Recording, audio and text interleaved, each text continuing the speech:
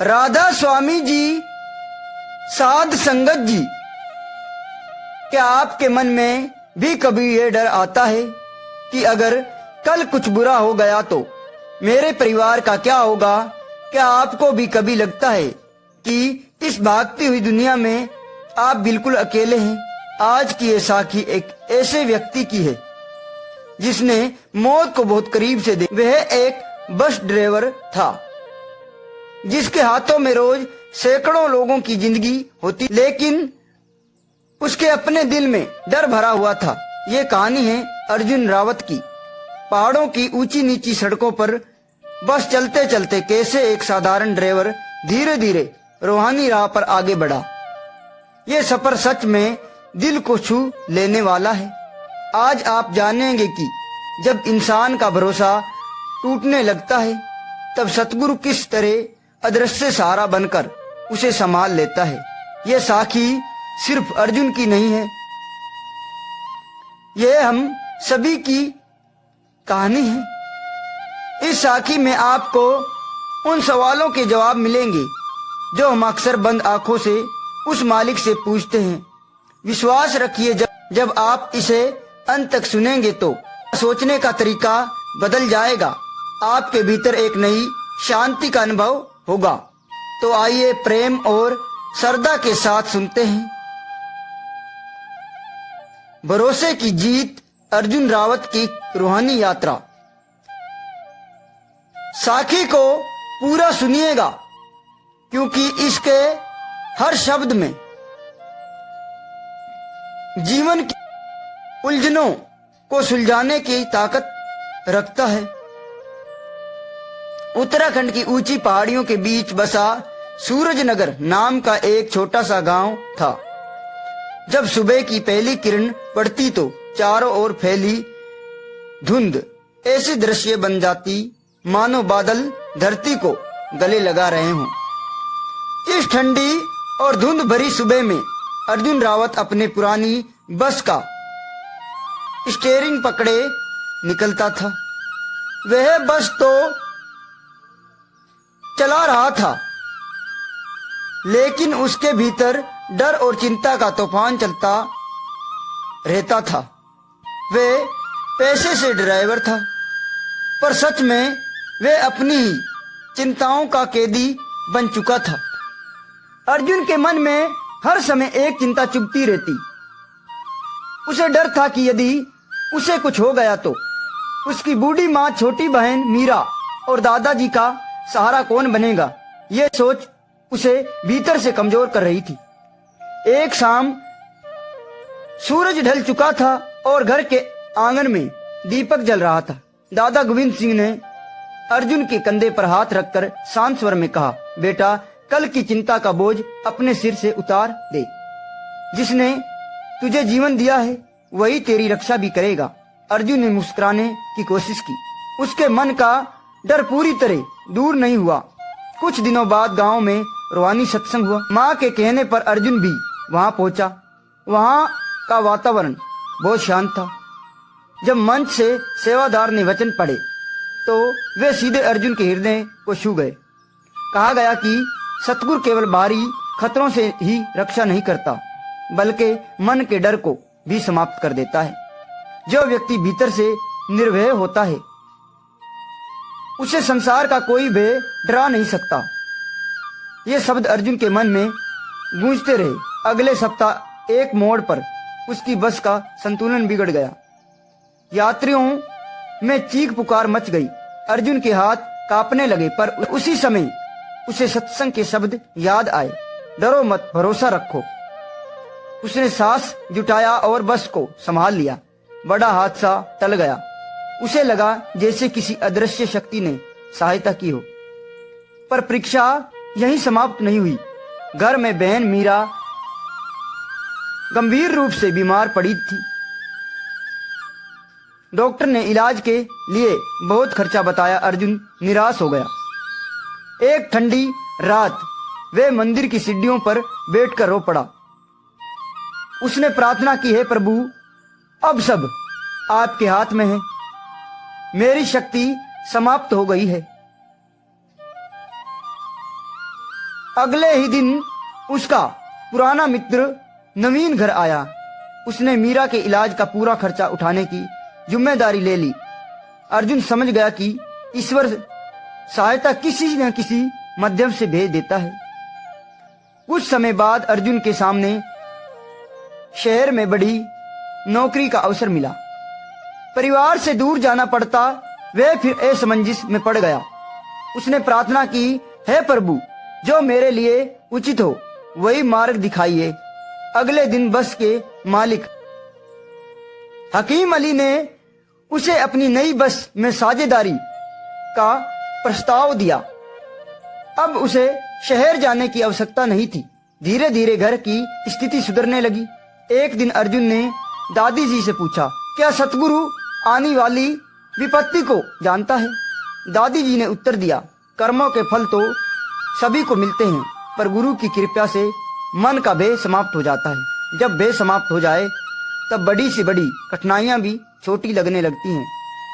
अब अर्जुन की सुबह बस की चाबी घुमाने से पहले प्रार्थना से शुरू होती।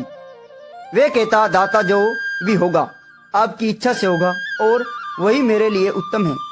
सत्संग की ये बात उसके जीवन का आधार बन गई कि गुरुजी अपनी संगत को कभी अकेला नहीं छोड़ता। आवश्यकता केवल विश्वास की है। अर्जुन रावत का जीवन अब बाहरी चमत्कारों से नहीं बल्कि भीतर की विश्वास और शांति से प्रकाशित हो चुका था। यह उसका सच्चा प्रवर्तन था। अंतर्मन में घट रहे थे।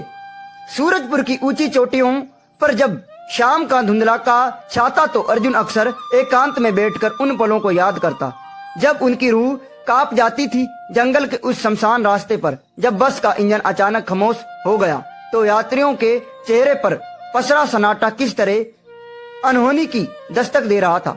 अर्जुन ने जब बोनट खोला और उसके कुछ समझ नहीं आया, तभी पहली बार उसे एहसास हुआ कि इंसान की अक्ल एक सीमा होती है। जहां हमारे समझ खत्म होती है वहीं उस मालिक की रहमत शुरू होती है। उसने जब आंखें मूंद कर ये कहा कि बाबा जी मुझे नहीं, इन मासूमों को मंजिल तक पहुंचा दीजिए, तो वे अरदास नहीं बल्कि एक मुकम्मल संपूर्ण था। जब इंजन ने एक झटके में आवाज की तो वे महज एक मशीन का चालू होना नहीं था बल्कि अर्जुन की अटूट विश्वास की गूंज थी। घर पहुंचकर दादा गोविंद ने जब अर्जुन की पीठ थपथपाई तो उनके शब्दों ने एक गहरा सच उजागर कर दिया। उन्होंने कहा, बेटा, जब तक दुआ में मैं और मेरा शामिल रहता है तब तक वे अर्श तक नहीं पहुंचती। जिस घड़ी इंसान खुद को मिटाकर सबकी भिलाई मांगता है उसी पल कुदरत उसके बस में हो जाती है।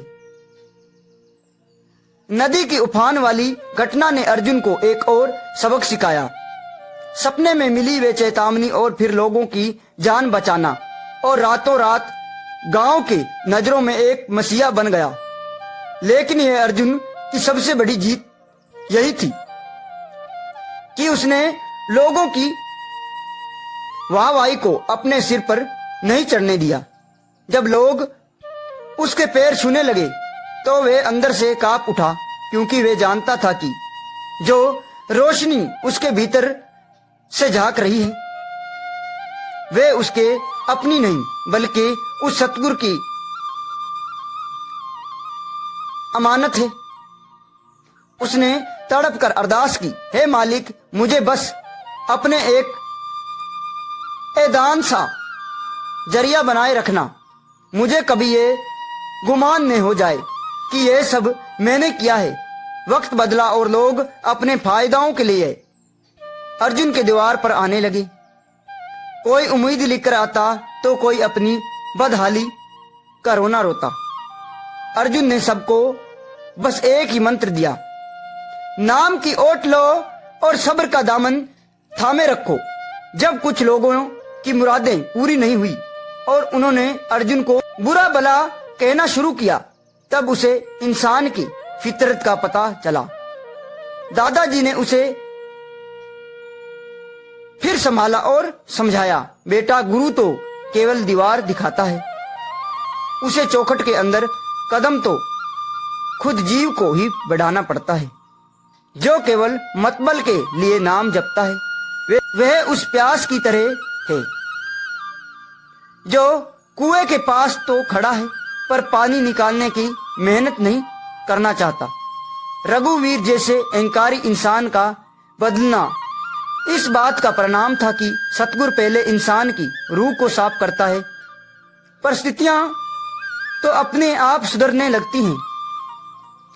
असली शांति बैंक के खातों में नहीं बल्कि मन के ठहराव में होती है।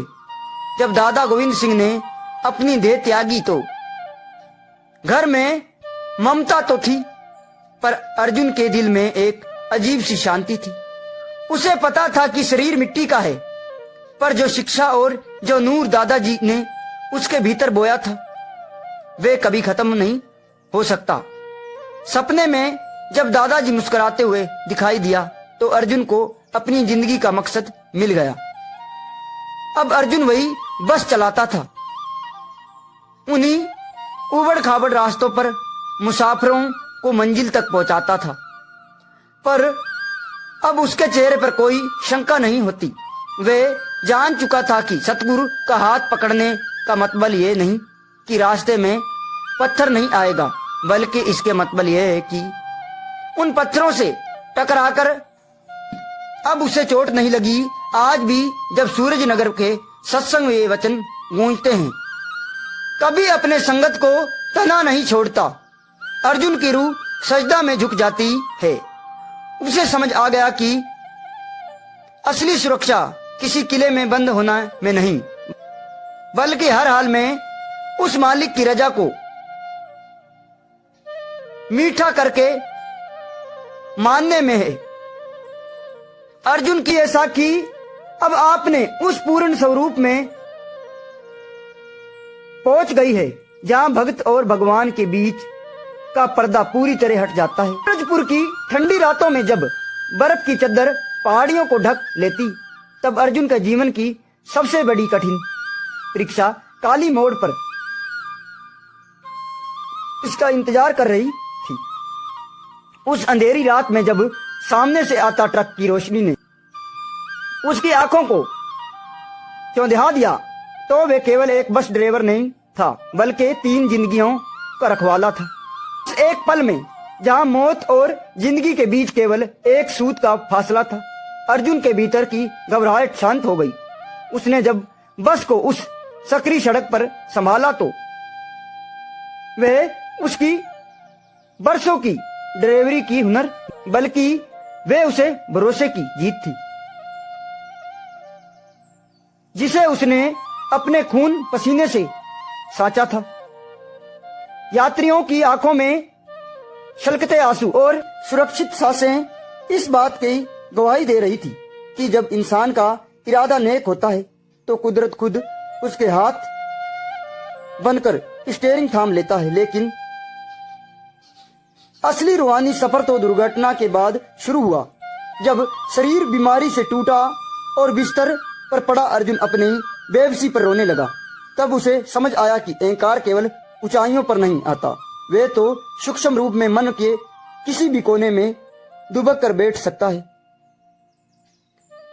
उसे याद आया कि असली बहादुरी बस चलाने में नहीं बल्कि बिस्तर पर लाचार पड़े रहकर भी उसे मालिक की मर्जी को हंसकर स्वीकार करने में है।